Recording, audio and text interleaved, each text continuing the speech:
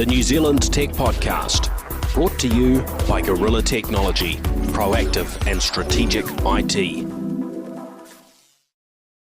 Hey folks, greetings and welcome along to the New Zealand Tech Podcast. I'm your host, Paul Spain. Great to be back in the studio again after a bit of time overseas, and fantastic to have Seeby Woodhouse joining us back on the New Zealand Tech Podcast. How are you, Seeby? Yeah, great, thanks. I don't know whether this is my fourth or fifth time on, but it's great to be back, of course, always. Always good to have you on the show. And of course, you're owner and founder at Voyager Internet, but maybe you can just sort of remind people more broadly where you fit into this big wide world of tech. Yeah, so a lot of people, I've been in the telco industry since I was 18 years old. Most people know me kind of most famously for starting Orcon, which then got bought by Cordia, then Call Plus, and there's now basically half of 2 degrees. So Voyager's my second time around, which I've been running for 13 years now. And Voyager's New Zealand's probably arguably 6th largest internet provider. So obviously, Spark will be number 1 and 2 degrees, and so we're number 6. So we provide about 1% of all New Zealand's internet, but we also punch above our weight in terms of providing about 1 in 5 domain name registrations. So we've got 120,000 domain names. So like, I don't think McDonald's is a customer, but like the example is McDonald's.nz or whatever. There's a 20% chance that that'll be provided by us through our subsidiary First Domains. And probably provides somewhere in the order of about 10% of all the web hosting in New Zealand. And we've got a cloud division where we've got like 1,000 virtual server customers, and also a product that we've had for a number of years is our cloud voice platform, which is kind of a homegrown version of like Microsoft Teams, and we have 5,000 Kiwi SMEs that use that. So a lot of small businesses are on our kind of IP voice platform. Yeah. Basically, New Zealand little battler telco, 125 staff, 40 million turnover. So it's a reasonable sized organization, even though we're based here in minnow, and small ISP in a small country is tiny compared to the giants of overseas and things. But we still like to think that we're substantial in our own way. Yeah, no, it's great. Look, and I think we're big advocates on the New Zealand Tech Podcast for having competition, and we certainly appreciate the support we get in terms of our show partners, who I should thank, who are 1NZ, Spark, HP, 2 Degrees, and Gorilla Technology.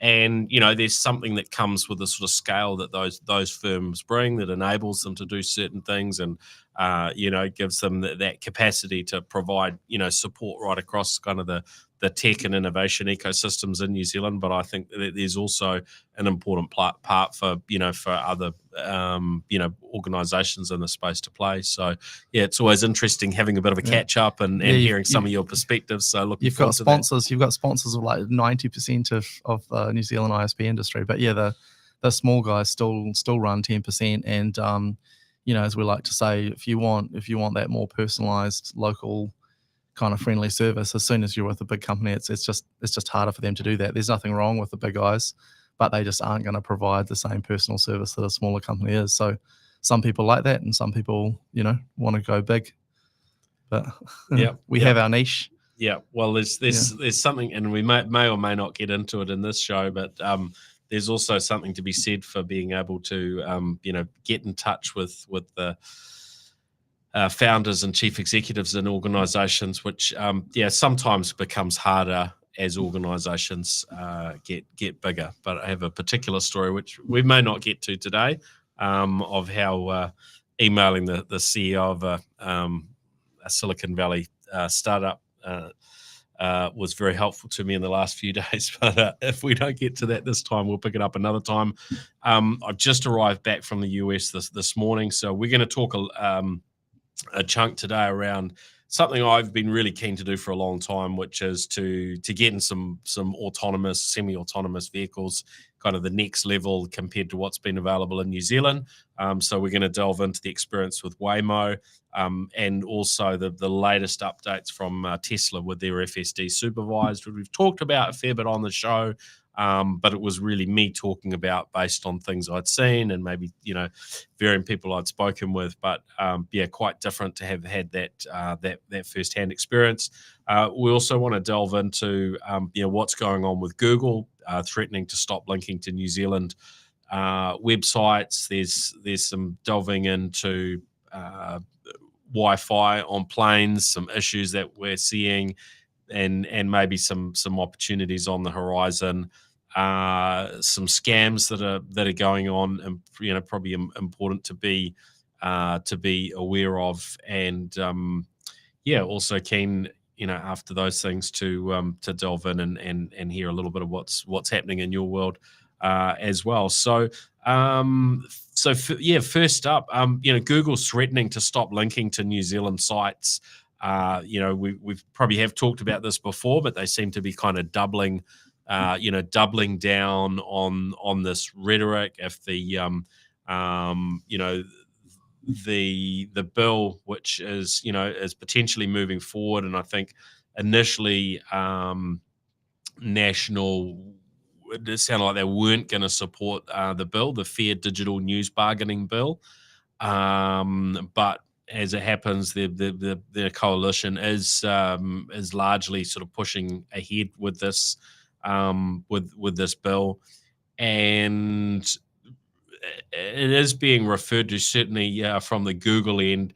They're saying this bill proposes a link tax that would require Google to pay simply for linking to news articles. And they say, while Google supports efforts to foster a sustainable future for New Zealand news, this bill is not the right approach. And look, this is something I tend to look at things from try and get a viewpoint from differing parties' perspectives. Look, I can see we're in this situation for New Zealand media, partly because of the size of the market here. There's a whole range of things where our media is struggling, and of course we saw TV3 sort of news hub shut down their news operation, 200 or 300 people out of work. But media has been a difficult era recently. Television New Zealand, the News Today, government are continuing to put pressure on them to to balance their books, and so they've obviously had varying efforts from a layoffs perspective, but they're under pressure, I think, to save another 30 million. It's not an easier landscape, but if Google's commentary is correct, this idea that you're actually paying that they would have to pay a tax for linking out and actually pushing traffic to New Zealand media websites, that doesn't sound like it makes sense either. What's your pick on this? And I guess I should preface it that you're or that Voyager is the sponsor of the New Zealand Media Awards. Is that right? Yeah, I'm probably a pretty good person to give a perspective on this and comment on it. Voyager is the sponsor of the New Zealand Media Awards. Don't want to put a foot wrong and say that I speak for the New Zealand media or anything like that, which is certainly not the case. But I know that definitely, media in general has been struggling, and obviously that started with the fact that papers were very physical. So then once they moved online, it's like, well, why are people you're not getting that 79 cents per newspaper or whatever. This is the nature of digital transformation, isn't it? Every industry changes. Yeah, and then if newspapers, well, obviously newspapers went online, the challenge that they've had is, even if without the social media companies like Google and Facebook, if you have a website which gives away news information, then you're not charging 79 cents or whatever it is for a newspaper. So then how do you make money from that? So then it was kind of, the answer is advertising. But the macro problem is that there's this massive squeeze for, I guess, what you would call like the attention economy. And the social media companies have essentially sucked up so much kind of value. Like they've essentially destroyed the traditional advertising market because eyeballs are on people's phones, and the social media companies are the portals to basically people's attention. If you've got people's attention, you've got revenue. And so, I mean, there's kind of internet service providers, which is one, a company that I run. We've had the same issue in that, telecommunications companies, we basically built the internet. So we built the undersea fiber, cables, the 4G towers, the infrastructure, all the stuff that makes your cell phone and your home internet connection work. Internet service providers built all that. It used to be a really profitable enterprise, but Yep. essentially even internet service providers, what's happened is the margins have kind of gone to the social media companies because the advertising's gone to social media companies. And so all the infrastructure is kind of like not really valued anymore. And there's obviously really fierce competition. And yeah, when you digitize anything, that obviously the business model changes. So, the music industry went through kind of like a hail Jesus, moment when, Napster came out and all of a sudden is music going to be free? What are we going to do? And a lot of musicians have transitioned to kind of things like live concerts, making money out of live concerts as an income stream. And obviously, Apple Music and iTunes and Spotify may have solved a bit of that. But I saw a thing a while ago where Snoop Dogg basically said that, his entire royalty revenue from Spotify was like $25,000. So, I mean, Snoop's like one of the most popular hip hop artists in the world. If he's getting paid $25,000, from Spotify, and Spotify is the number one music platform, we're probably not going to see the same kind of lifestyle of musicians that's been before. And then does that mean that whole thing's destroyed? But trying to stay on topic, the social media companies, they're going to fight tooth and nail against anything. So you're going to say, Google say this is ridiculous, but the fact of the matter is the social media companies are so valuable because they have so much information on all of us. They have they have our name, they have our birthday, they have what we look at, what our interests are, whether we're gay, whether we're straight. They know all this information. They've got all our private messages. They know what we're saying to our friends. And so they can target that information to deliver advertisements, whereas a newspaper, they don't really know anything about most of their customers. If you visit a newspaper site and you do it anonymously, they don't know anything about you. So they just have to serve some random ad that's not relevant. And so they've, basically been left behind. So that the fact that social media companies have so much information, they can deliver such targeted messages and they're so juicy in terms of addictive type stuff. Facebook had a whole team of people, of psychologists working on how do we make our products more addictive, and so it's like candy for the ADHD, mind. You've got your phone in your hand, and anytime you need distraction, you just go to the social media companies now, and they've worked out brilliantly how to monetize that, and they're hundreds of billions, trillion-dollar companies, and then you've got, stuff in New Zealand sold for like $1 because the advertising's just got ripped out of them. So, the thing is that journalism is really important for, a stable democracy. And if journalism is really struggling through newspapers or even TV stations, all traditional media is struggling. If no one does that job, then, as a society, we could be in a massive amount of trouble because, you need journalists to go and dig up a story. You can't just have, I've seen this thing on Facebook that's gone viral from someone that has no idea what they're talking about. And then that's just as valid as like a Pulitzer Prize winning journalist who's done a whole lot of investigation. And so we have a real problem, which is a global problem, that these social media companies are not really paying their way. And the counter argument, which is kind of going through the courts in Australia's maybe leading the way in this, I don't know, but they've actually implemented a thing to say, if social media companies are getting attention from people's eyeballs and selling advertising on Facebook, but actually the content is a news article from a newspaper, you should pay that newspaper for that article. I don't really see that that's unreasonable. Google and Facebook are going to say that's unreasonable. Like, why should we pay?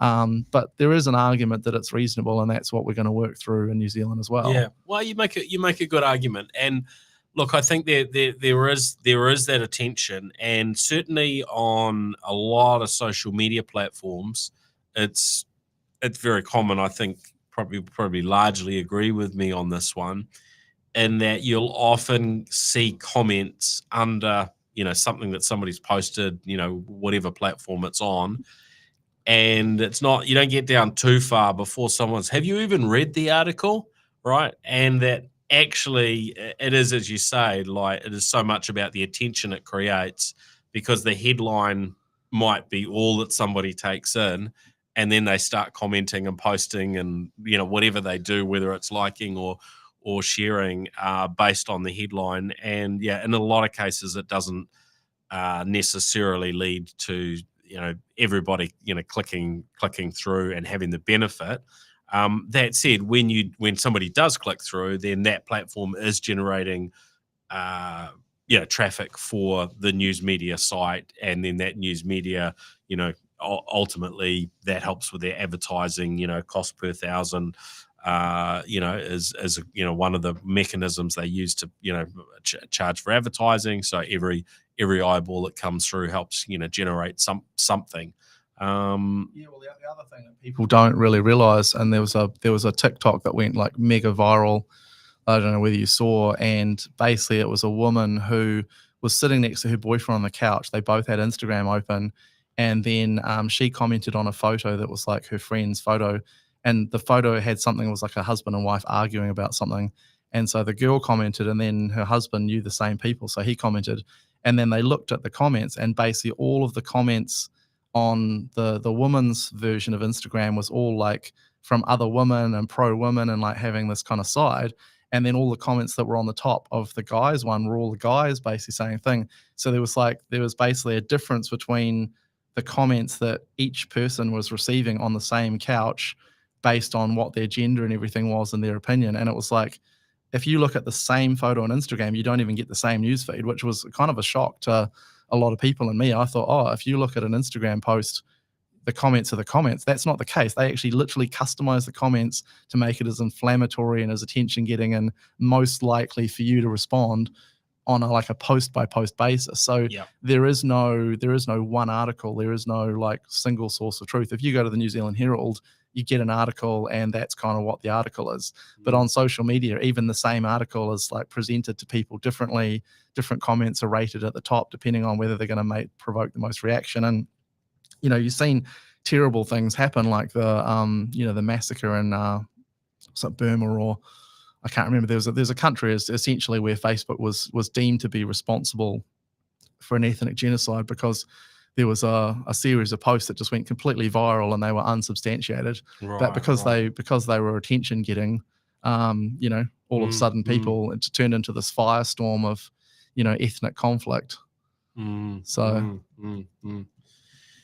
Yeah, well, it's going to be an interesting one because ultimately governments have to make their calls. This legislation is there, and we'll see how it plays out. But if the likes of Google want to I guess pick a government to sort of play with, then you could argue that it's pretty low risk. Pushing back on the New Zealand government, bearing in mind, population, how much money they earn a reasonable amount of money out of New Zealand. To be fair, these companies, there's billions of dollars at stake. However, in the scheme of how much that they would lose compared to their kind of global revenues, New Zealand is probably a place to do it. And I guess we're a 80% smaller than the Australian market, where it looked like they might push back on some things there. So I think we'll just have to wait and see how that plays out. Yeah, I mean, I don't want to give away $100 billion idea, but it's definitely frustrating for the consumer in terms of like I subscribe to the New Zealand Herald's online, and it costs me I think like nearly $20 a month. And it's just, one of these subscriptions that disappears out of my wallet. And then some months I won't even read the Herald. I'm like overseas and things, and then I'm paying all this money. And then it's like the other week, there was a couple of articles on the the New York Times that I wanted to read, and I didn't want to subscribe to the New York Times. But then I was like, I really want to read this article. So then I decided I'm going to subscribe to this, and then I've got like my Netflix, and it's all really annoying. And then so to me, I think the solution would be fantastic if there was some like global micropayment, kind of company. And it's like you read an article on the Herald or the Times, you pay 10 cents, and it's like that goes to pay a journalist. And if Facebook, is selling advertising, and then Facebook links to that story, then Facebook says, okay, well, we'll keep, 5 cents of advertising revenue. And then because we're getting advertising revenue, you get that article for free or a discounted rate or whatever. And there's all these kind of little things. So, I mean, if I could essentially pay as I go on the web, and it's like if I'm reading and reading and reading stuff on the web, I can read free articles from my friends or paid articles from whatever. And it's just like a little micro payment. And I just decide to do that. That would be great. But that's not been solved by anyone. But I think if that was solved, there'd be like a lot for a decade or more. Yeah, that would be something that would solve a lot of these issues between everyone. Yeah, none of those micro payment sort of solutions have ended up sticking. Onto other topics. I flew from Auckland to Singapore in the last couple of weeks as one of my flights on Air New Zealand, and it was as though the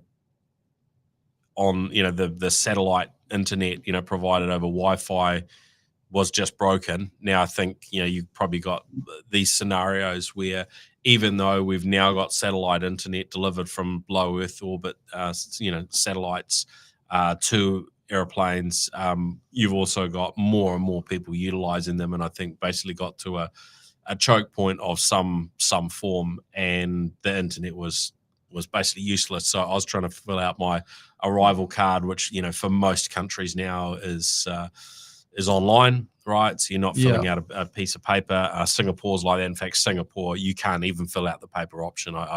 Well, there may be an option, but the first time I went through without having done it online, it just had a whole, they had a lineup of tablets that you could use if you hadn't already done it online. So I did that kind of the moment we touched down and turned on, and I'm on 4G or 5G. And away we went, but that was a really poor experience.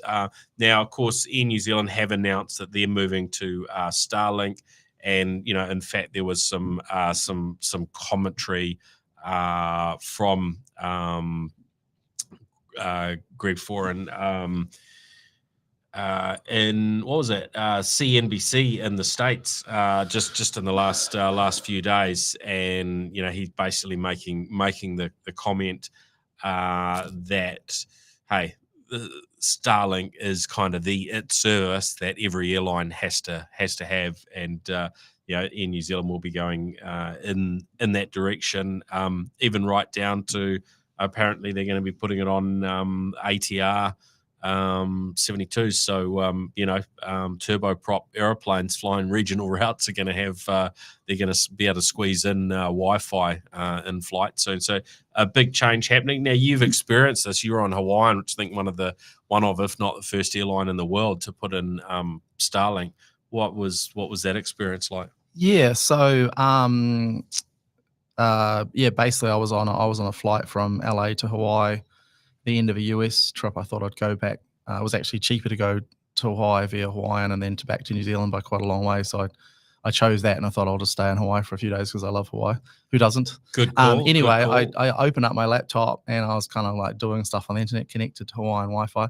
I'm like, oh, this is good. And yeah, I've done the New Zealand to USA leg and a bunch of other. I did New Zealand to Bali, and obviously New Zealand's great. They were one of the first airlines to have onboard internet, but quite often it says, it's available, it's not available.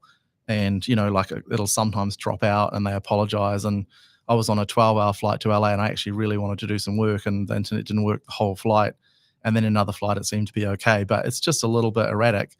Just to be technically direct, you said that the reason that airlines are having trouble is because the LEO satellites are overloaded. Well, Air New Zealand doesn't at the moment use LEO, which are low Earth orbiting, and Starlink. They use high Earth or geostationary satellites. Okay, that's which are like the what Intel they satellites. moved to was a lot faster than the previous generation of It in-flight might be MEO. So, I might be talking out of town, but I don't believe that Air New Zealand at the moment is using low Earth orbiting satellites. Okay. And anyway, so I was on a Hawaiian flight, and I was using the internet. It was great. And I just kind of didn't really think about it. Yeah. I did have a subtle thought in the back of my head. This internet seems to be really good. I'm like, doing everything I want to do. Didn't really, and the guy next to me obviously had the same kind of thought. And I chatted to him a little bit. He seemed like he was kind of an IT tech savvy person like me. We'd had a 5-minute kind of chat. Anyway, he decided to do a speed test. So he opened up his phone, did a speed test, and got like 250 megabits on his cell phone. And I was like, oh, holy shit, like what the hell? And so we worked out that we were on Starlink, which I didn't know and they didn't promote. But, I'd kind of thought the internet was really good, but it was like, I think in Air New Zealand, I did a speed test once and it was like half a megabit at best. And like 10% packet loss and 400 and 500 milliseconds, and Starlink's like 20 milliseconds. So it was like really awesome. But yeah, I mean, in terms of the challenge, so there's geostationary satellites and which is kind of the old Intelsat satellites with like very high latency. Yep. And satellites have what's called like a view cone. So with a geostationary satellite, they're so far out in space that they stay over a fixed portion of the Earth. Yes. But they have such a large view cone that they almost see half of the entire planet.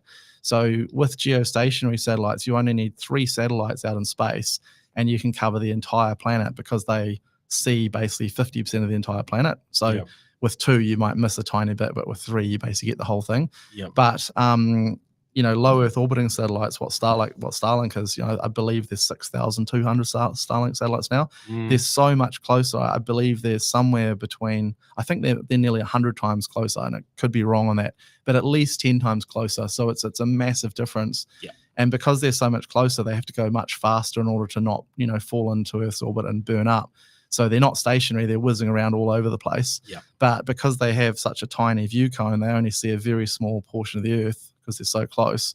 Yeah. And so, there has to be way more of them. They're way closer. It's way more complex. So it's a huge engineering challenge. But the upside, obviously, is that you get, much faster speeds and much incredible. And then there's medium, kind of height satellites, which have a little bit of, the characteristics of both. You need more than 3 to cover the entire planet, but it's not like 400 milliseconds, ping and things. Yeah.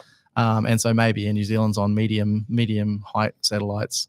But certainly, I mean, what Elon's done is like a massive engineering challenge. And then, everything that Elon does, Jeff Bezos wants to do. So they're talking about another 6,000 satellites or 9,000 satellites to just do exactly the same thing, which I think is a waste of time, but it's pretty crazy. And then of course you have the risk of like space junk and all that kind of stuff crashing into each other. And space, they're talking about there is a potential, I was reading an interesting thing that potentially if there was like a catastrophic space disaster where satellites started crashing into each other and then causing junk to basically permanently orbit the planet, you might end up in a situation where we're permanently trapped on Earth and we can never leave in a rocket because essentially the rocket will hit junk, on the way out. Because there's just this like cloud of crap up there. So hopefully that doesn't happen. Hopefully we get to be a star-faring species like Elon wants. But the engineering challenge is pretty crazy. But yeah, the benefit is anyway, you can be on YouTube and be sitting in your seat and have 200 megabits, which I've experienced. So it's a game changer. But and I just did a quick look, and looks like Air New Zealand have been using Inmarsat's Global Express, which is geostationary, so that'll be like equatorial orbit satellites. So half a millisecond ping. So they're a lot. So a lot further out, 20 times bigger latency, So no, that's great. Thank you for correcting me on that one. Now delving into some other topics. We had in the news, and I got a call from media around this one last week while I was in the US. Joint operation by police that took out a smishing scam. And when I sort of delved into that a little bit deeper, and smishing is sort of phishing type attack via SMS, via text messaging. And it was quite interesting to delve into. So this is sort of the first documented case where somebody in New Zealand has set up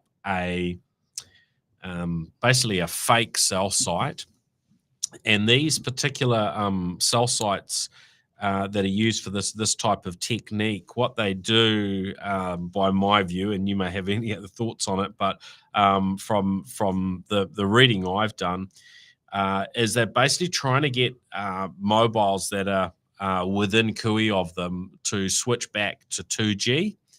and 2G protocol, the protocols associated with second generation mobile networks are such that you didn't have the sort of authentication and so on that came with 3G, 4G, and 5G networks. So I think they basically try and mess with the other bands and interfere, and then have phones basically switch down to 2G. And then once a phone is on 2G, they're there to say, hey, we're here, we'll help you, and we're your official mobile network that you should be connecting with. And you can basically go in as any telco that you set the fake sort of cell site up as, and then you can basically send text messages at zero cost, because you've got people connecting to your cell site, and you can send them those kind of scammy text messages and basically some pretty serious fraud there, and pretty serious I guess efforts in terms of messing with the telecommunication systems. It sounds like potentially you know more than I do, but obviously people are pretty familiar with the concept of like a Wi-Fi SSID, which is the network name of Wi-Fi. So you open up your phone, you see a bunch of Wi-Fi networks, you click on the one you want to connect to, and that's what you're connected to. So obviously in a similar way, the network name that you're connected to often appears at the top of your phone, and that's normally a subscriber. But if you roam overseas, you might be a 2 Degrees customer or a whatever customer, and then you go to Australia and it says 3 networks or Hutchison or whatever. So people are sort of familiar with that. And if you have your phone locked to a specific network provider, then obviously your phone won't roam onto a foreign network. But if you have any cell site, then you can set it up with to essentially advertise whatever network name you want. And my understanding, and I could be wrong because you've said you have to force the phones down to 2G, but I believe you can buy a cell site and set it up as a 3G, 4G cell site and just get it to advertise a network name of, a similar network. Now, obviously, you run into issues where if you have 2 networks that have the same name, then there can be fighting around for things. But not having done the research before I came on the show about this particular topic, but I do believe it is possible to do the hack at 3G, 4G levels, and then you essentially what happens is you might connect back into the host telco network by being pretending to be a customer. So the hotspot effectively pretends to be a phone, and then it advertises itself as a network. So some phones connect to it, and then it's essentially doing a man-in-the-middle attack. I'm not 100% sure that you have to force the phones down to 2G. That's something I haven't heard. I think there are ways of spoofing the auth and things, but I could be wrong on that. So you might be right. But the general thing is that you can have someone's phone connected to what looks like a legitimate network, and it's not. And then you receive a bunch of text messages, and the telco, like 1NZ, has no record of those text messages because they were never sent from them. Now, the benefit to that of a hacker is that if you're sending traditional text messages, maybe say from overseas, I mean the wonder of GSM text messaging is that any telco can send a text message to anyone else in the world, and it kind of works through interconnects. But of course, all those text messages are traceable. So if there's, say, a spammer who wants to, do a BNZ, banking hack or something, they might have like an Italian SIM or something. They send text messages to a bunch of New Zealand numbers. But ultimately, all those text messages, if they go through the traditional telco channels, are traceable to some SIM or some person anywhere in the world. That's right. And then the local police can get involved in whatever. So the benefit of having a smishing box is that you have text messages that appear to come from any number, and because you're connected to a cell site, but they're completely invisible to the host telco.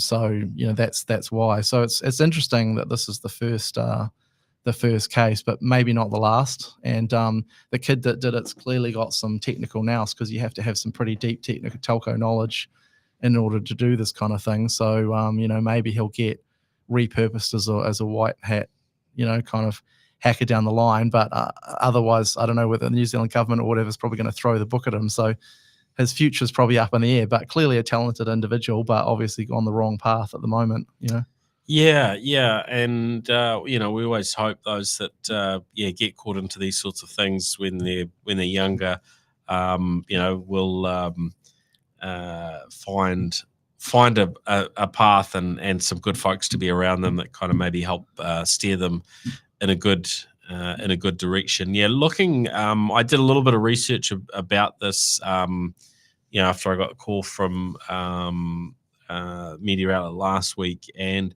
looked like you could buy these sort of boxes off the shelf with kind of everything you needed to be able to plug into a vehicle and drive around to reach as many people as possible, which was apparently what happened in this scenario. Online it was something in the sort of $4,000 to $6,000 kind of range. So I've seen varying prices online. So yeah, I mean, you might not find it. I mean, there might be a bit of pearl clutching of how can it be that these terrible devices are for sale? But you have to remember that they're essentially telecommunications devices. So like you can go and buy any citizen can go and buy telco grade routers and internet equipment and all kinds of things and Wi-Fi boxes, and people essentially do the same kind of thing with Wi-Fi hotspots. So you have to be pretty careful about connecting to open Wi-Fi hotspots, because there are malicious people who purposefully give away free Wi-Fi in busy city centres. And then if you happen to have anything unencrypted that goes across, they can then sniff that and then they'll use that against you. And there still is a portion of internet traffic that's not encrypted. And so people get caught out, with that, or present, things like fake websites. So say for example, if you have a malicious Wi-Fi router and someone says, oh, this has got free internet, I'll join that. Well, then the person that's operating that Wi-Fi router can control the name servers that are given to you. The name servers then control the IP addresses of whatever. So someone can then spoof Google, spoof Facebook, pretend to be other websites, pretend to be BNZ. There's all kinds of attacks that can be done. And so free Wi-Fi hotspots are actually a pretty serious attack vector. So unless you know the provider, you've got to be careful. And this is just a similar thing in terms of like the telco world.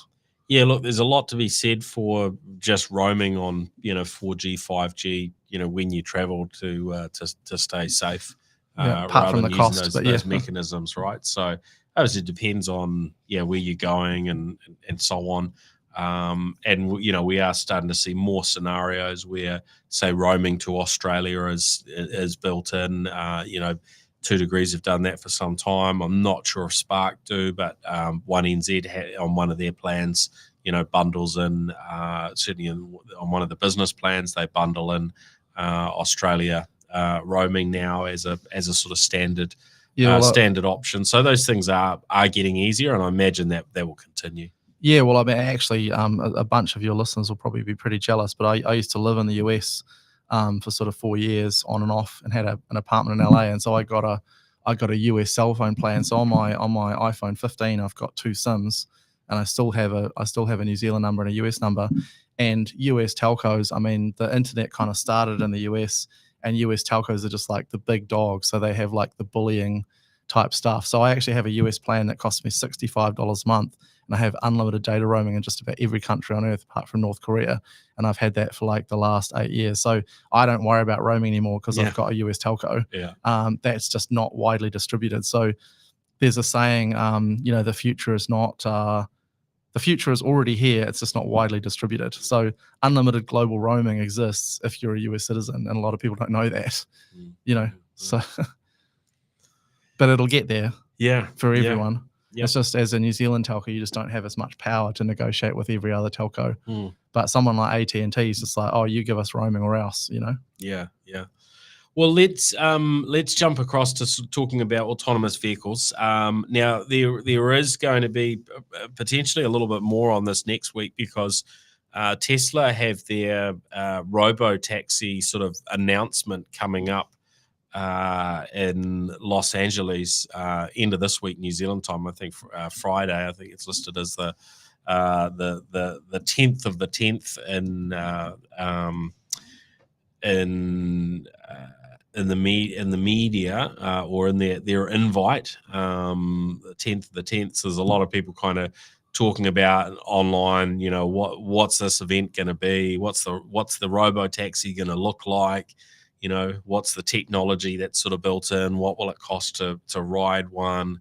Et cetera, et cetera. Is it basically the same as the technology that's in a lot of existing Teslas today?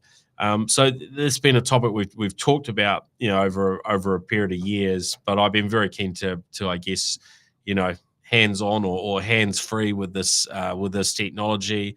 You and I have had accesses to varying sort of levels of the technology, within our Teslas in New Zealand, but the very latest iterations of Tesla's technology certainly haven't been broadly made available within the New Zealand market. They've done some tests here and so on, behind the scenes. So I had a look at that.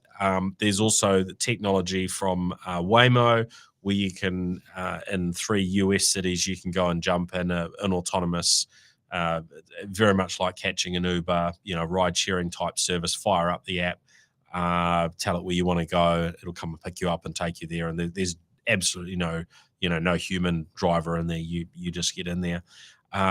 And so, just wanted to really, I guess, get a feel for where's this technology at right now. The Waymo experience was really interesting. Besides me leaving my phone behind in the Waymo, you can't call the driver to ask for it. But fortunately, the next passenger jumping into the vehicle answered when my son called them. But it works really well. Seems to be getting quite broad use. It's not a particularly cheap service. I think they're shorter. When I tried it anyway, which was on Sunday in San Francisco, the minimum fare was around $17 US, and even if you're just going for a 3-minute trip, that said, at varying times it's reasonably hard to get rides in busy cities like San Francisco. Yeah, did you already cover or I imagine you would have seen the media around the honk-pocalypse? There was like a hashtag honk-pocalypse. Yeah. And basically there was like San Francisco residents getting like really pissy because the Waymos have a thing where if the car in front doesn't move for a certain amount of time, it'll use the horn to hurry someone up. And then at the Waymo depot, they've got like several hundred cars. So then they were getting into traffic jams, and all of the Waymos were like honking. So you got like 600 Waymos backed up, all honking, and you got poor residents. And then there was another thing where they had Waymos in like a random city block where they were all arrayed around the block, and so the Waymos were like stuck all up, like beeping at each other. Yeah. And so that's it's not perfect, but definitely not. Yeah, I mean, to reuse the phrase I just used like 5 minutes ago, the future is often here. It's just not widely distributed. And so autonomous stuff is kind of here in terms of Waymos, and Tesla's FSD is getting really good. But I had someone who talked to me the other day, and I was I've got a Tesla, so I was talking about it's kind of autopilot and stuff. And I had someone that said, like autonomous cars are never going to get here. The technology is not going to exist. It's just a pipe dream, kind of come on. And I was like, it already kind of exists in some cities. And they were shocked. So a lot of the population, kind of thinks, it's just not going to happen. So there's a segment of the population, probably not your listeners, who don't. It's just this kind of thing that, I think what happens with advancing technology is often it's a pipe dream, and then bam, it's here, and then it changes the world. And I think autonomous driving is going to be one of those things where people have heard about it for a long time. It doesn't seem to arrive. So a lot of people have kind of been like, it's never going to get there. And then one day it's just going to be everywhere, and it's going to work well, and the problems will be solved. I think I saw a thing about 4 years ago where there was Elon has a habit of obviously over promising a lot and getting everyone hyped up. So that I saw this would have been years ago, a guy bought a Model 3 on the basis of Elon saying, you'll be able to use it as an income stream, it'll be a robo-taxi, it's going to be released next year. And this guy was absolutely livid, like, Elon's lied to me, etc., etc., etc.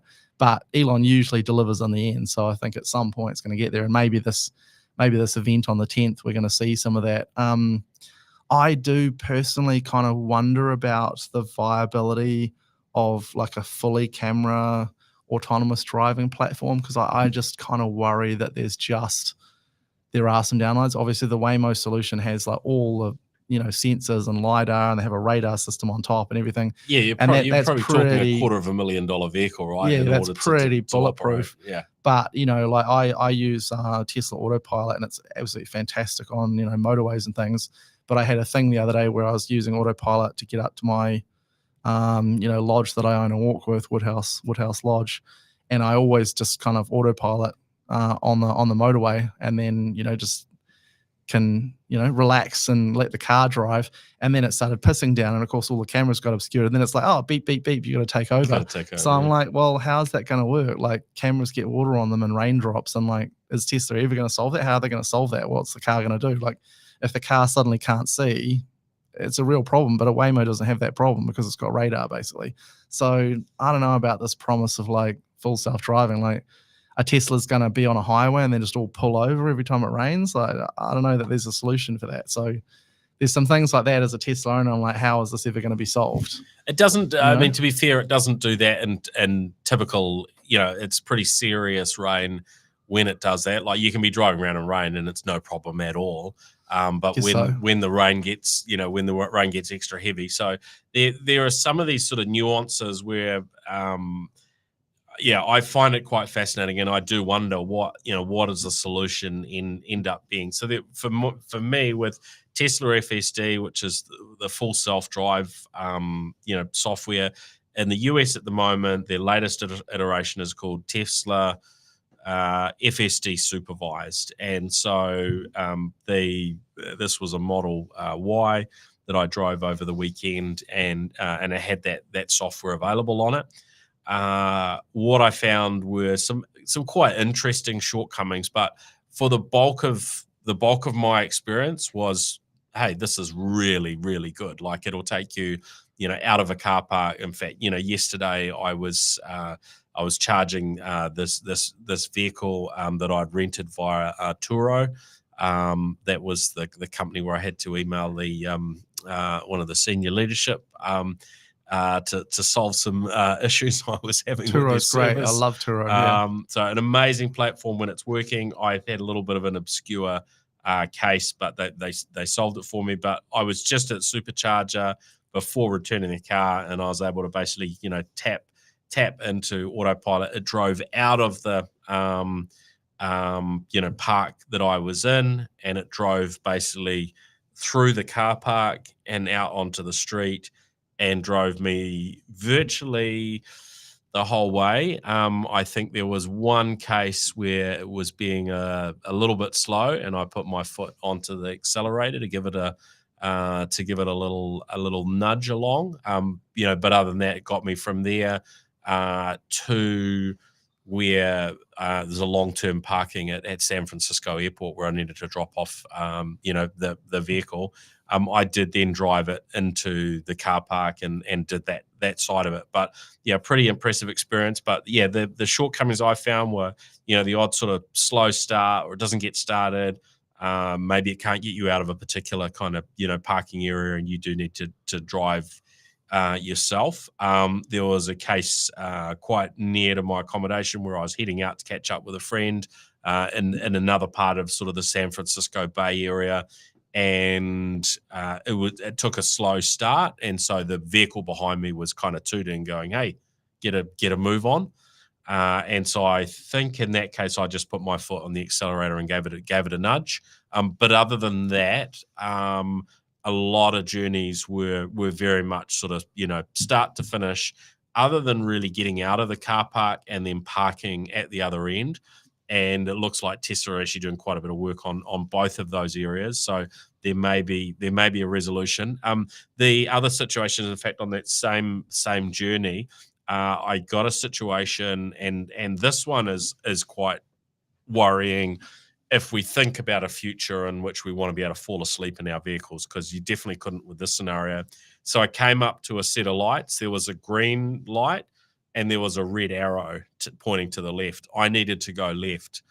The Tesla did not brake, and so if I had, just let it keep driving, Well, it you would know have that in the US you're allowed to turn left on the red, right? allowed to turn that right doesn't- on a red, but I was right on the turning red, yeah. left across the traffic, right? Oh shit. Okay. So other scenarios, it followed the US rules and it turned right on a red, when it was safe to do so, and it did that on plenty of occasions. But this was turning left across traffic, and it was keeping going, and so that's where the technology, you recognize, hey, this technology is not fully there. It's not fully baked there, because it, could have driven me into it. Now, I actually could have gone through, and you could have made the judgment of like, hey, you're going to be all right, you would get through, but you're breaking the law, and just dumb thing to do. So I braked there. That happened on one other occasion. The other scenarios that I got, and this depends on where you go, but I kind of went all over a bunch of places, and there were two scenarios where I went under these kind of mini tunnels or bridges, under other roads and so on. And what happens is, it was a bright, sunny, hot day in San Francisco. The camera on the vehicle, because it is, the way these sort of cameras work. Yeah, there's this sort of light balance and or white balance situation when you change from being outdoors to suddenly being in a really dark area. It takes a little while for the camera to adjust, a little bit like our eyes, take to adjust when we go into a really dark environment. And on two different occasions, not on every occasion that I went into these scenarios, but two different occasions, basically the vehicle, did its beep as you experienced in the heavy rain and told me to take over. Yeah. And so it was just like, whoa. And I put it straight back into, full self-drive mode on one of those occasions straight away. And it was no problem. It just picked up and took over again. But it was just, there was maybe going to be half a second or a second there. On one occasion, I was following a cyclist who was, right in the middle center of the lane. So I could, I was thinking, I wonder if that's to do with the cyclist, and it's worried that, we're quite close to a cyclist and it can't see. The next scenario, there wasn't anybody that had been in front of me, but it did exactly the same thing.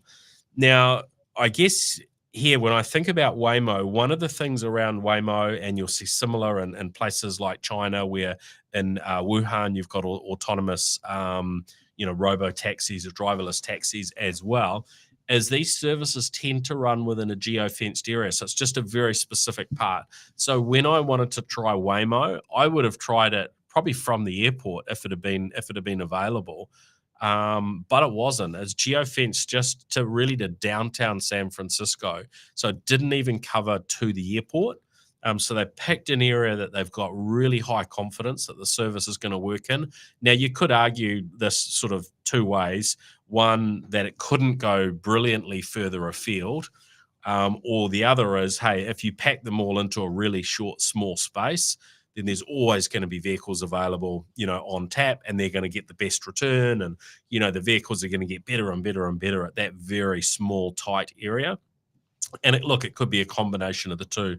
But it did leave me wondering when I had those sort of poor experiences with the Tesla's full self-drive. And when I say poor, they were poor if you put them in a context of it being a robo-taxi and there being no driver. Like, that would have been not a good position to be in.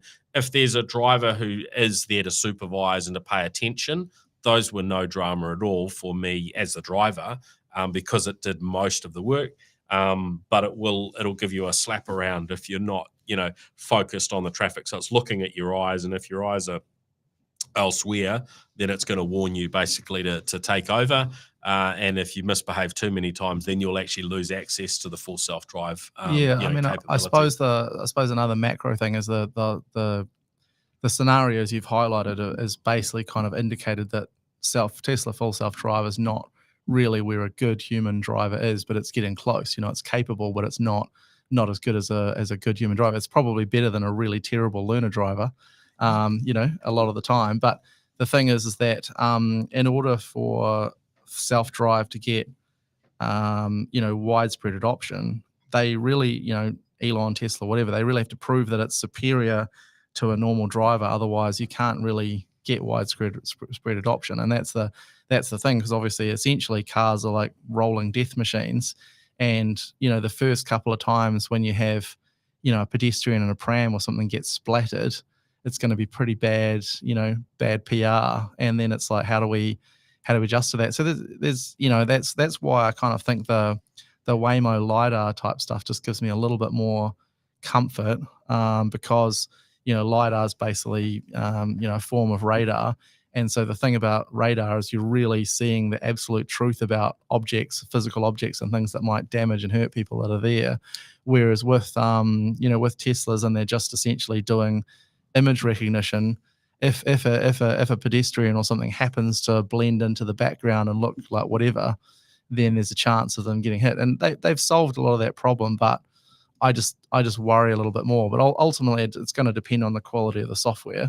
But I think having that additional information to the car sensor from LiDAR probably gives it a lot greater certainty that it's not going to run someone over or something like that. So it'll be interesting to see whether Tesla's long-term succeeds. But I mean, we've already had situations where obviously people using full self-drive or autopilot have fallen asleep and then had accidents, or the cars had accidents. So I was kind of surprised that hadn't really taken Tesla out a bit. Now, obviously, there is a certain amount of patience from regulatory authorities and the public to be happy with your car driving you places that I didn't know that was kind of there. I kind of figured the first time Tesla had an accident with someone on autopilot, that would be the end of it, and it'd kind of be banned, and then there'd be this whole additional hurdle. But that hasn't seemed to happen. So I think we're going to get full self-driving, but I mean, it's just, there's the whole trolley problem, because how do cars do that? If there's two bad situations, plow into a mother and baby in a pram, or have an accident or something, what's the car going to choose? Yeah, I don't think that sort of level of even being able to distinguish that at this point. It's no, I watched. We're way off that. Oh, there was one other scenario that that I did experience, which was its inability to read one-way signs. Which is a concern. So I had two interesting scenarios. One where it tried to turn down what was a little one-way street. Maybe it was just that one where it tried to turn down a one-way street. The other one, it was a street that was blocked off for an event, and it started nudging towards, and it was like, I could see with my eyes that it was clear that street was fully closed, and it took a little while. It kind of got quite close before it realized, and then turned around. But I do wonder if they were to take the Tesla's full self-drive and put it on, say, a subset of San Francisco, downtown San Francisco, or whichever area they pick, in terms of how that might perform, against, say, Waymo. Of course, Waymo's been going a lot longer, January 2019. So they're over 15 years old that they've been trying to build this technology. After 15 years, they're still limited to a small amount of geographies, but arguably they're the best and they're leader globally. Clearly, Tesla and some of the others, like New Zealand founded Wave AI, which is based in London. And, for those that haven't seen any videos of Wave AI's tech, that's really worth looking at, because they seem to be on quite a similar track to Tesla, and using cameras. And I guess there's always that argument with camera only is like, hey, that's what humans use. One of the other interesting things there is that Tesla sort of share data regularly around accidents in their vehicles versus what's norm in other vehicles. And the stats of when people are driving with the autopilot type technology on, the number of accidents is is considerably down versus normal drivers, of everyday vehicles.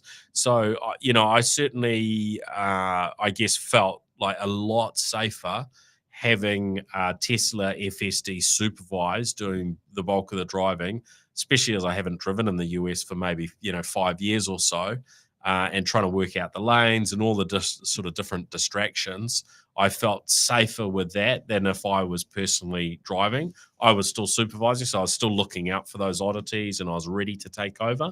But actually, that was where my confidence level is. So if we look to sort of the announcements coming up, this week from Tesla around robo-taxis, how they're going to do it. If I was sort of to look back a month and you'd ask me, can they do it? Does this announcement make any sense at all? I would have said it doesn't. It really doesn't make any sense. Their vehicles are too far off. It can't work. As I've been thinking about it and experiencing some of this tech and looking at Waymo that operates within kind of a quite a small area, I think if Tesla are going to make this announcement, either their heads, they're kind of thinking that they can operate based on technology they don't have yet. Maybe they know something we don't know. Maybe they're just doing sort of the usual sort of Musk thing, which is say, oh, yep, this technology's here, and then actually it takes a whole lot longer, which could create a lot of drama with shareholders and so on if they announce something that they just can't deliver.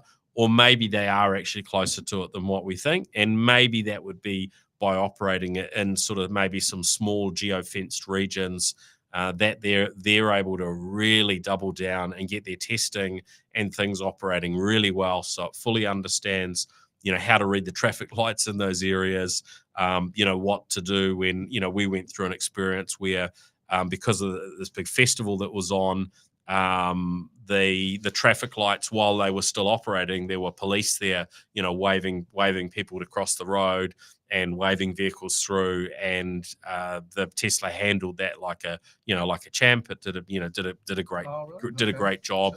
Surprising. Through in that scenario. So, if they can, maybe limit it and don't just say, look, you've got all of America that you can drive on, and our robo taxis are going to be everywhere. If they start that maybe in a Waymo type way of a geo-fenced area to start with and get really, really good at that, and then sort of slowly move it out, or maybe a bunch of areas. But by saying, hey, we're gonna, which was always on my mind of like, well, they're designing this technology to work everywhere, they should be rolling it out globally, and or at least across a really broad region.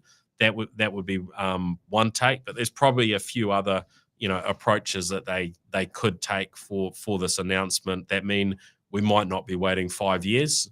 On the flip side, they might come out and say, hey, we're there, we only need to get to these points ticked off our list, and then we're going to start putting robo taxis on the road. But the one sort of key thing that I see that Tesla has is this massive fleet of vehicles, right? And the vehicle I was in was a 2020 Model Y, I believe. And so this is a car that's 4 years old. They've now got millions of vehicles that have got the technology in them. So, you think around, if anybody else wanted to roll out, say, robo taxis into, let's say, the New Zealand market, for instance, right? And that is, okay, the technology is here, we're going to roll them out. That'd be a really big deal to get vehicles to New Zealand and so on. But when you've got actually a fleet of vehicles that's already in the country, there would be a portion of Tesla owners that would say, oh, this is interesting. I'll make mine available to be on the network to try out, right? If you knew that Tesla was absolutely going to announce the robotaxi service on the 10th, you'd want to be shorting Uber stock pretty hard. That'd be a good play. I just don't know how it's going to come out. I mean, I wouldn't be buying or selling Tesla stock at this time. So I've just no idea. Or I wouldn't have confidence in what their approach is going to be for how they're going to do this announcement, what the timing will be. They've touted a dedicated robo-taxi vehicle that's made just for being a robo-taxi. But of course, the thing they've got up their sleeve is this fleet of millions of vehicles that they have, publicly advised you will be able to make money on, putting your vehicle onto their kind of autonomous Uber-like or Waymo-like network, but without there being anybody in the vehicle. Of course, there's a bunch of other things to, wireless charging for vehicles and other things to make that really easy, or the what was it, little autonomous sort of snake thing that would plug the charger in when a vehicle sort of pulled up. There'll be a bunch of bits and pieces, but I'm sure they'll have a fair bit to kind of share later on the week around that. Yeah, I mean, it's gonna be pretty interesting. Obviously the Tesla self-driving software is unbelievably complex, being And I don't know whether in the future we'll sort of see any of these like ghost in the machine type, effects where, the ghost in the machine is kind of a name for like software that just suddenly seems to do a random thing that no one can really explain. And it's just got too complex. I don't know whether you've seen in the news, but there's been a couple of incidences where, Teslas have basically gone like runaway acceleration or like done something really weird. So there's been a couple of cases where essentially a Tesla's just gone full acceleration for like no reason. Accelerator pedals not pushed, and it's just decided, because it's all drive by wire. Like the amount of power to put into the motors is purely a decision that's made by the computer based on the position of the accelerator pedal and the current speed and things. So there's been a couple of Teslas that have gone basically bananas and just essentially said, okay, apply full power to the motors. I think one guy survived and one guy didn't. And there was like Anne Heche, I think she died as an actor. I'm not sure whether she was driving a Tesla, but her car appeared to go down a suburban street at like 200 kilometers an hour and then slam into a house for no reason. And so that was either like I think she might have been driving a Mini, but it would have either been like a stuck accelerator pedal or something. It's kind of like I think Tesla have pushed back on those things because there was something in I think it was China around that where they came back, and I think the court ended up siding with Tesla. So I don't know. Not trying to make people scared, but I don't know the realities of those. It is pretty interesting in the abstraction. Obviously, like an old car, like if the engine goes runaway or you get an accelerator. I had an old Ford Laser and I didn't maintain it when I was a kid, so I was a teenager. Yeah, and I got a stuck accelerator cable once, and obviously. The accelerator pedal leads to a physical cable, which leads to the carburetor. And if that cable jams in its sleeve, then you can end up with an accelerator thing. But I just instantly figured out what was happening, turned the ignition off, put the car into neutral. I had multiple ways of stopping it, handbrake, physical brake, turn the ignition off, all these kind of things. In a Tesla, it's like if the car starts accelerating and you're not doing it, like what do you do? Like it's just it is what it is. Like there's no button, there's no off thing, there's no anything. Like you're at the mercy of the car. So, and then once it's actually driving itself and doing that and making decisions, like we're getting very removed from Well, and I should mention the name of their event, which is going to take place at the Warner Brothers studio in Los Angeles, called We Robot. So if you kind of want to think of some worst case scenarios, look at the iRobot movie. So they're having a little bit of fun there. But look, it is important for us to think around the downsides of technologies and how if things aren't well thought out, how badly they could go wrong. And we have to consider that stuff. Look, I think that from a software perspective, Tesla seem to have put themselves in a really good position, and their software seems to have been designed in a way that leans more towards safety than random crazy things happening. But when you lean into AI systems, there are some risks, and certainly hence why they must use that FSD supervised terminology at the moment rather than just this is autonomous, this is full self-drive. Have you ever experienced your Tesla rebooting? Because I've experienced that a couple of times, 2 or 3 times. So basically, essentially I'll be driving along the motorway, and then like my central console screen, the dashboard, everything will go completely black. But the accelerator pedal and the brake and everything will work perfectly. So the car's still fully drivable, but it's like the central computer just has like a blackout and then takes a minute to come back, and then everything kind of pops back. But if you're on autopilot, logging that under warranty. If you're on autopilot or anything, all of that's gone. It's just literally there's like a base level of command that the car has where the pedals and everything work as a normal car, indicators and all that sort of stuff. Light. So I never felt it was super dangerous. But if you were on autopilot, it would be gone. And my car's had that 2 or 3 times. I mentioned it to them. They're like, oh, sometimes it happens. Computer reboot. And I'm like, okay. Yeah.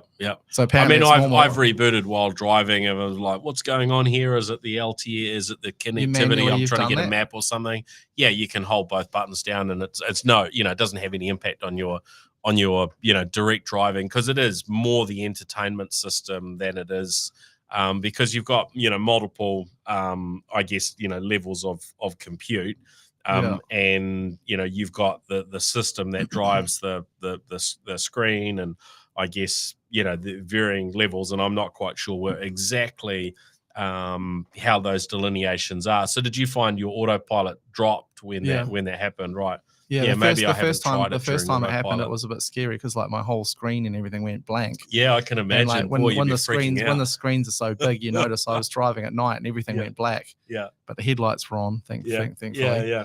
The indicators don't work, as my recollection. So when you're rebooting, your indicators, well, they might work, but you can't hear them inside, I guess, because the tick, tick, tick sound probably comes through the entertainment system. Yeah. So as it's ticking, you don't hear that and you don't get a visual, but they may work outside the vehicle. I haven't actually experimented with if it happens, it definitely makes you feel like you're driving an iPad,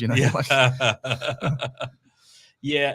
One thing that I wasn't aware of, like, Rivian, has been kind of coming through as quite a competitor to Tesla, and I think one of the more recent announcements we heard about is that Volkswagen are basically I think it's Volkswagen if I remember correctly, but one of the big automakers basically leaning in with an investment into Rivian. And part of their arrangement is they'll get access to Rivian software. Right. And Rivian, when you look at all the videos and the screenshots and so on, the Rivian software looks really good, right? As a Kiwi, that was my impression. Just things that I had seen online was like, well, the Rivian software looks really sweet. This is kind of Rivians have a few Tesla sort of class, right? It looked amazing. Well, the feedback I got, talking to the first person was someone whose family owns both Tesla and Rivian, and they'd gone down the Rivian track for a Ute rather than a Cybertruck. Yeah, and their comment was just the Rivian software is junk compared to Tesla's. So they said that's a really weak point.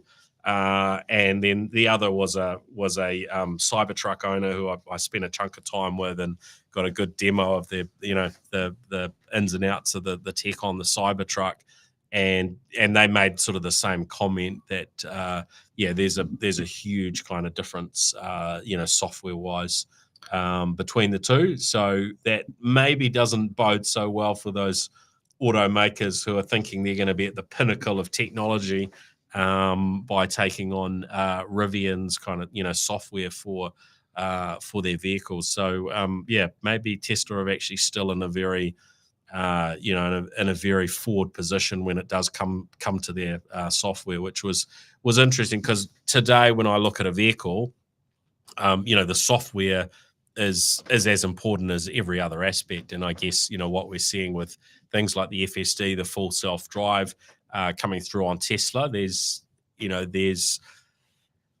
no other automaker that's kind of certainly within their sort of price point, rolling out this technology, right across their fleet to it may be that the other automakers capitulate at some point, and that's what's happened in the US with the charging network. So obviously Tesla was by the first electric car company in the US, and so they've got a huge national supercharger network. And so now all other companies a couple of months ago, Ford and everything, said, we were going to roll out our own chargers, but we're just going to use Tesla chargers now. So in the US, effectively, Tesla will own the electric charging infrastructure. In New Zealand, we've got ChargeNet was an independent just being bought by one of the power companies, and then you've got Tesla, and so the plugs are kind of incompatible. And I was a little bit surprised that ChargeNet didn't get bought by Tesla, and then it would be like Tesla everywhere as well. But maybe the smaller markets, they can't do things. But if Tesla owns the US electric charging infrastructure and the other car companies are just like, okay, we're just going to license that, it's not impossible to think, well, the other car companies essentially will just eventually license full self-drive the way that CarPlay is available in every car, and Android Play or whatever it's called is available, and it's just kind of like a feature. If you want self-driving, you push the Tesla thing, and your Ford turns into like Tesla software basically, and it has to have 8 cameras and it has to have this, and then it's compatible. Yeah, well, that could be Wave AI, right? That could be a success story because that's it's a Kiwi, that's running that out of the UK. So there are obviously others doing that stuff. Tesla are very keen for people obviously to license their their technology. I don't think they've had any takers at this point. So yeah, I think we've got a pretty interesting time ahead, but we are now kind of in that world where a pretty interesting level of autonomy is available, but it's certainly not there yet. And that was kind of my experience anyway in the US. It has, interestingly, one of the things that's been hard for Tesla is getting a consistent result across all their vehicles. So there's different levels of hardware. So some of them have got their FSD3 hardware, which was the previous generation chip. Some of them have got the FSD4 hardware, which is their current generation chip. There's an FSD5 chip that they're going to be launching, and then there's getting it working in different vehicles. So the Cybertruck that I was having a look at on Saturday, after catching up with a friend, had just gone on to the FSD supervised, but he'd had that for maybe 6 months, and that capability hadn't been available because Tesla were trying to rework it and make it work on that particular hardware, and get the software all operating, and it had taken them this period of time. So I can imagine that there's going to be complexities the more vehicles that a company has, trying to get all these different bits and pieces to line up. So, Tesla not having a lot of vehicles, that's been an easier experience for them. Oh, one other thing from Saturday. You mean Rivian, I think. You said Tesla, but I think you meant Rivian. Not having as many vehicles? Yeah, others maybe not. No. Tesla have a small number of models. Right. So the less, if you've got 20 different car models and each one takes you a lot of engineering hours to sort of, get your full self-driving, your autonomy rolled out to, you don't actually want to have 20 or 30 or 40 different car models, and most of them don't. Realistically, they're just small variations. But you want a small number, so there's not too much work to do.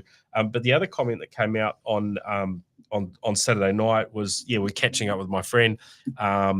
He was saying that his wife basically drives with FSD supervised on all the time.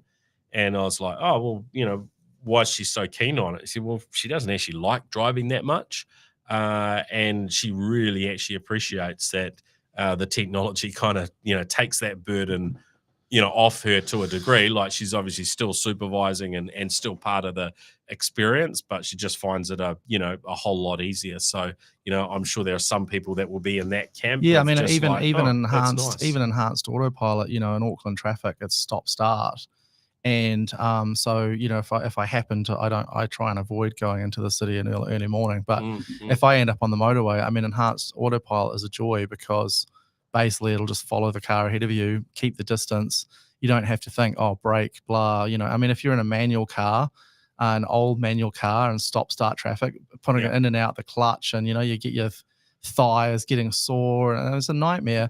And I mean, if you're in a Tesla with enhanced autopilot, at a minimum, you just don't have to worry about that. And in fact, I've never had a car accident, but the one time I would have had an accident and my Tesla avoided me having an accident, so my Tesla has saved me, is I was not using autopilot. I didn't have autopilot on at all, and I was in stop-start traffic because I thought, I'm just driving, and there was a queue or something, and so I'm kind of on the accelerator and then following the car in front, and then closing the gap.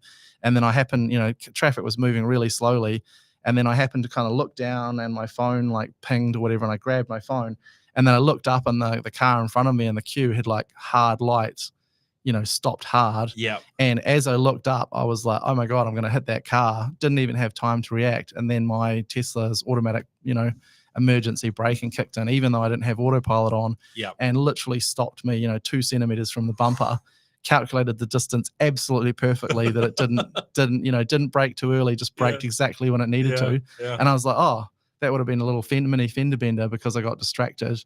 And so then I was like, well, I should use autopilot, because if I had autopilot on, I wouldn't have done that, Yeah. So it was actually a case of like, well, yeah, it's better than me. So you have to give them credit. You have to give them credit. And a lot of cars will do that braking, but I don't think probably to the same level as Tesla, who are constantly updating the software. Another friend of mine, he was saying if they picked up a Model Y, I don't know, maybe, when they first launched in New Zealand, and within days of having it, one of the family was driving it. I didn't want to say his wife because I keep giving these wife examples, but anyway, his wife was driving it, and actually it was nothing to his do Asian with, wife. It was nothing Get cancelled. nothing to do with her driving, but somebody came into the intersection in a way that they shouldn't, Right. and and it wasn't just a simple brake because it was in front, it was at an odd angle, it was just like not what you expect a vehicle to be able to automatically handle. Yeah. But it figured out the situation, and I think swerved to avoid being in an accident, and they completely missed what would have been an accident. Right. So there is some pretty incredible autonomy that's going in there on from that safety perspective, and I guess that's also probably part of Tesla's overall safety picture, and it's what we should expect across any vehicle in the future. But I think at the moment it's Tesla that are kind of leading the way when it comes to software and safety. We'll see how that plays out longer, because you would expect everyone to be able to match up, but we're still in that world where there is in some ways quite surprisingly so, there is still that that reasonable difference between what Tesla are doing and what other automakers are doing, even though everyone else has kind of had years to to figure out and maybe to sort of take on board their approach to sort of software and designing their own chips and things like that. It still seems like there's a reasonable gap. So yeah. So yeah, we will see what happens next on the robo taxi front. But yeah, been certainly a really interesting time. I'll give one last example. Yesterday, actually trying to get to the airport, and I was in downtown San Francisco. I guess it had figured out mapping wise what was a smart way to go, which was sort of through the city streets rather than probably completely kind of freeway. I'd just come across the Golden Gate Bridge and basically needed to get back up towards the airport. And it took me through town, and most of the town was fine to get through downtown. But as we were kind of getting quite close to where you would enter the freeway again, the traffic kind of just stopped. And I don't know, there was a problem going on, but in the end, it decided to sort of cut across into the next lane, which was quite free, and take that lane.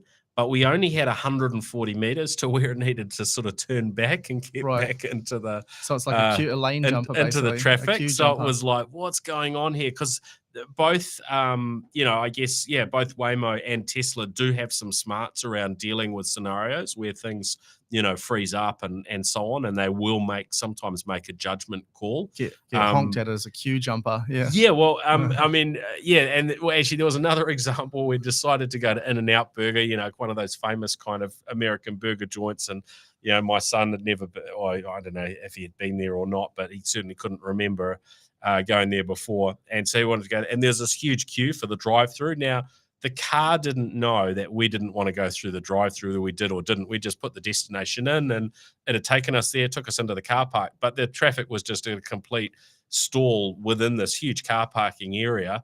And then it just, ducked out to the side. Right. And I'm like, what the heck?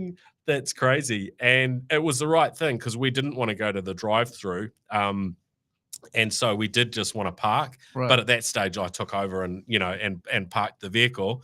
But yeah, if I hadn't have done that, I might have sat in that queue for another sort of 5 minutes, before thinking, actually, this is dumb, or maybe another 30 seconds. Who knows? Yeah. Anyway, back to the other scenario. I was trying to get onto the freeway, and it took me out into this other lane. I'm thinking, what's it going to do? And I just decided, look, I haven't been using the technology enough to trust it, whether it's going to pull back into the traffic, whether it's going to do something kind of, dodgy or dangerous. So at that point, I took over indicated back in and came back into the traffic myself because I didn't want to kind of get caught in it making another poor decision.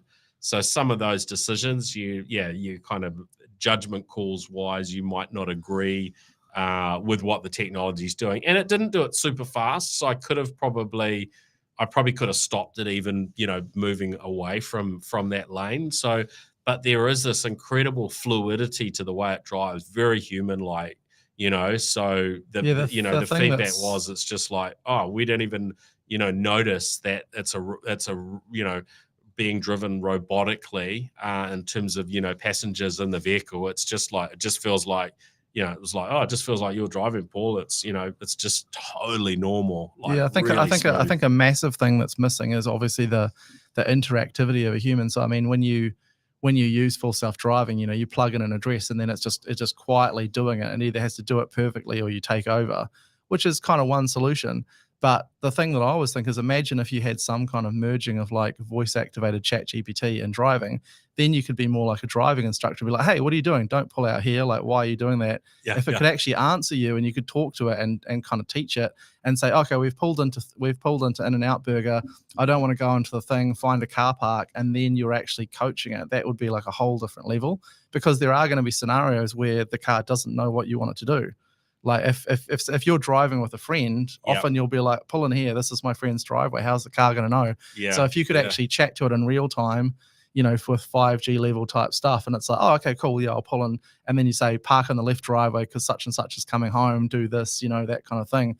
That would just be the next level of awesome, and probably where it needs to go. Well, and I imagine, that we will see an element of that, come through sort of future iterations. But it seems we are more at that kind of learner driver level. And in fact, the Waymo experience, when I left my my phone behind, after I was thinking of that later, and I was thinking in a dedicated robo-taxi, like on its, it's a standard, Jaguar I-Pace, but with all their stuff added on, so it became a very expensive vehicle. Not the I-Pace was ever cheap, but you got a Jaguar I-Pace, and then you've got 100 grand worth of sensors and technology on top. But I can imagine in a more future, looking iteration, it's going to have cameras that are like, hey, Paul, that's your your phone sitting there in the center console or whatever, right? If you've left something behind, like that's not hard technology to have. So there's probably a whole bunch of iterations that we'll see. But to start with, the big issue is getting over, the confidence that it's actually a safe driver. Waymo kind of keep that quite easy with a geofenced area. They just kind of pull over to the side of the road. They're not going through generally, very complicated, car parking scenarios that I saw, although they have to go and do that within their own complex. So they must have those capabilities. But I guess we'll get to those kind of next iterations over the years ahead, and let's see how the technology works. But I'm picking they'll figure out most of these issues, and they'll be able to maybe look ahead a little bit further at things like a street's blocked off, or in fact yesterday there was at the hotel there was a sort of a not a road, entrance to a car park area that had been blocked off. I guess the car park was full, and it started driving towards it. Now, it would have got closer and it would have figured it out and probably turned us around. But I was looking and could kind of see that, much quicker than what it did. So there's a lot of these little nuances that, they're not necessarily showstoppers, but, they will and need to be improved over time. Yeah. Good. Now, I did say we're going to talk a little bit about, before we finish up, on Voyager. Any kind of news or anything to sort of share on what's going on in the business since we caught up recently? Yeah, we're just trucking on. Probably the product we've been working on, same as last time, Voyager Cloud. So I think I even covered last time I was on. VMware kind of had a thing where they quadrupled their pricing. VMware's used for a lot of cloud type stuff. So we've developed our own Voyager Cloud product on OpenStack and changed a whole lot of things around, but that's allowed us to remove a whole lot of pricing, because VMware was a price component. So Voyager's now got virtual servers from $10 a month, New Zealand based. And it's interesting because initially in the early days of cloud, we didn't really have a cloud product, and obviously Amazon Web Services was like the leader, and everyone got really excited about it. But we're seeing more and more cases where, I saw an X post just a couple of days ago that I copied to my staff, and it was a company in the US that was, they'd signed up for a whole lot of AWS services, and they were spending I think $2,500 a month, and it had become this, kind of headache. And then they said, oh well, I think their hashtag was like cancel cloud or something. They'd gone back to like a dedicated server with rack space, where it's still a cloud server, it's still outsourced, it's still whatever. But then their bill came down to like $250 a month because, AWS, they just keep on putting their prices up. They've got inflation. They charge for data in and out. They charge for database read accesses and things. And because it's so powerful and because it's so, tech people love it, the tech people say, oh, we've got to have this thing, give us a credit card, and all of a sudden it becomes this huge cost. But the cloud companies, Microsoft, Google, AWS, some of the pricing seems to have got completely removed from reality. And, local providers like Voyager or, others, New Zealand, there's Umbrella and that kind of thing. We seem to be able to deliver really, really good value at really good prices. So we're starting to get ahead of steam in terms of actually people discovering us and saying, oh, I want to go back to a dedicated tin, New Zealand supported, and actually the pricing is really good. So I kind of felt a bit dejected for a few years that we would just be wiped out by the big guys and Amazon and even, Microsoft and everyone's kind of building data centers in New Zealand that's closer and closer to home. But we are seeing that their pricing seems to be, just kind of removed from reality. So I feel like we can compete and have a really good product to make really good margin, which is kind of exciting again. That's great. Yeah, that's really pleasing. And I think it is important to, to recognize that, sometimes these technologies are not a perfect fit for every scenario. You still need to have a look and work out what is going to be appropriate. And I think one of the areas where AWS, Microsoft, Google have sort of, I guess, taken advantage of customers is there's been such a momentum of moving to towards their clouds that we've kind of accepted that instead of prices going down as they used to, we used to get more and more for our money with technology. Yeah. That in some areas of these cloud services, it has done what you say in terms of, prices have been going up rather than been going down. So,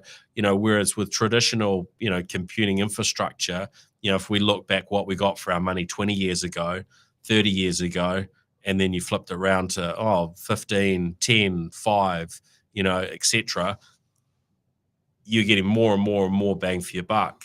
Yeah. That's for if you own the infrastructure. When it comes to the cloud, obviously there's some areas where that has happened, but things like storage, when it comes to in a lot of online environments, the cost of storage is not going down anywhere near as quickly as the cost of, say, disk storage has come down over the last decade, for instance. Yeah, and I mean, I sort of feel like the big cloud providers almost get a bit of a free pass as well. And that there used to be a saying, I think it was that like you never get fired for choosing IBM, right? And so you're basically not going to get fired for saying, oh, we migrated to AWS and then AWS had an outage. So Google, AWS, and Microsoft have all had pretty giant outages over the last few years, and they seem to have them. Often each one of them will have more than one a year. Like Microsoft's had a couple of big Teams outages and things. And it's just like, oh, well, they're the big guys. And if that's what the situation is, people sort of accept it. So, Voyager, we had one in the last 4 years, we had kind of one large voice outage that lasted about 8 years ago, about 3 years ago, that was a result of a denial of service. So not really our fault. Sorry, how long for? About 8 hours, so it's quite significant. Okay. And we had obviously a lot of customers, pissy, but we're now spending large amounts of money with Cloudflare to protect against DDoSes that kind of don't necessarily ever happen, just to make sure that we don't get that. But denial of service is obviously, it's not a fault of our own. It's when a bad actor essentially overwhelms us with a whole lot of malicious traffic. So we were prepared to an extent, but just not with the amount of traffic we received. Yeah. So it took out our systems for a while. Anyway, we had a lot of customers leave, and fair enough, customers want 100% uptime.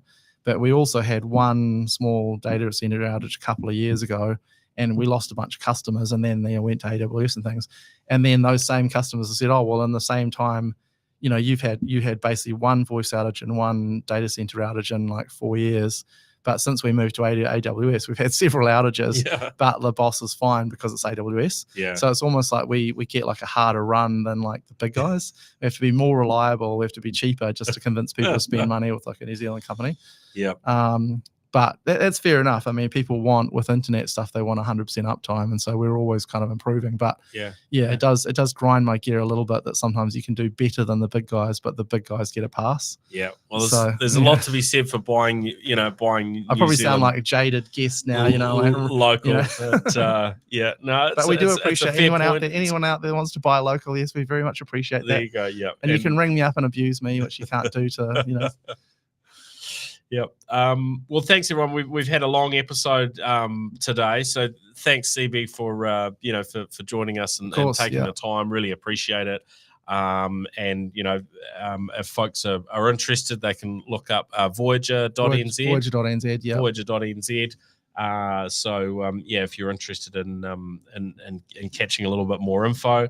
But thanks everyone for listening in. Of course, big thank you to our show partners. As always, for their support of the ongoing support of the New Zealand Tech Podcast and of sort of the broader, technology and innovation ecosystems here in New Zealand. So thank you to HP, 1NZ, Gorilla Technology, Spark, and 2 Degrees. All right, well, that's us for this week. We will catch you again next week on the next episode of the New Zealand Tech Podcast. Great. Thanks for having me on. Thanks, Seeby. Cheers. The New Zealand Tech Podcast, brought to you by Gorilla Technology, proactive and strategic IT.